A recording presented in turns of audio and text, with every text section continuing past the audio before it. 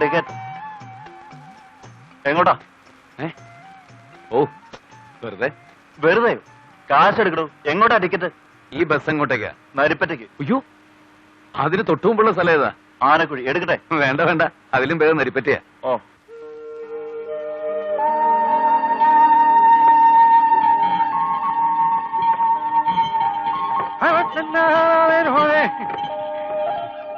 ಹೋಗಲ್ಲ.